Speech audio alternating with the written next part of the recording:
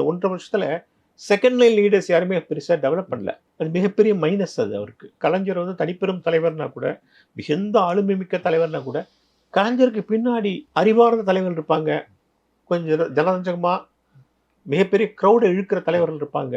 அத ஓட்டு வாங்குறதுக்கு யார் யாரெல்லாம் சாமர்த்தியமான அந்த ஆளுங்களையும் கலைஞர் டெவலப் பண்ணுவாரு. எல்லா மாரியும் ஆட்கள் இருப்பாங்க. அவங்க யாருமே வந்து ஒவ்வொரு கட்டத்திலயும் ஒவ்வொருத்தர் கலைஞர் வந்து ஆலோசனை கேட்பாரு. செகண்ட் லைன், தேர்ட் லைன் வரிசையா இருப்பாங்க. ஊருக்கு ஊர் இருப்பாங்க. மாவட்டத்துக்கு மாவட்டம் இருப்பாங்க. கலைஞரோட எல்லாரும் இன்டராக்ட் பண்ணுவாங்க. வீரபாண்டியாரவம்னா அது ரொம்ப டஃப்பான பர்சன். அவர் கலைஞரே டைரக்ட்டா பேசுவாரு. கோசிமணி, மாயரம் கிட்டப்பா இப்படி ஒரு டஃப்பான பர்சன்ஸ்லாம் கலைஞர் வச்சிருந்தாரு.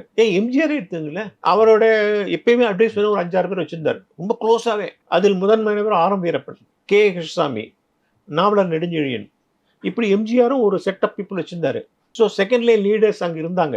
இப்படி ஒவ்வொரு கட்சிக்கும் ஒரு second line, third line leaders இருந்தாங்க. அது வந்து ரொம்ப முக்கியம் ஒரு தலைமைக்கு. விஜய் வந்து அந்த மாதிரி செகண்ட் லைன் லீடர்ஸை டெவலப் பண்ணவே இல்லை. பொருளாளர் வெங்கட் இருக்காரு, ஆதவ அர்ஜுனா இருக்காரு, அப்புறம் ஜான் ஆரோக்கியசாமி, அருள்ராஜ், நிர்மல்குமார் அவர் ஐடியை பார்த்துக்கிறாரு. முழுக்க முழுக்க அவர் புஷி ஆனந்த நம்பியே இருக்காரு. விஜயோட பெரிய பிரச்சனை இதுதான்.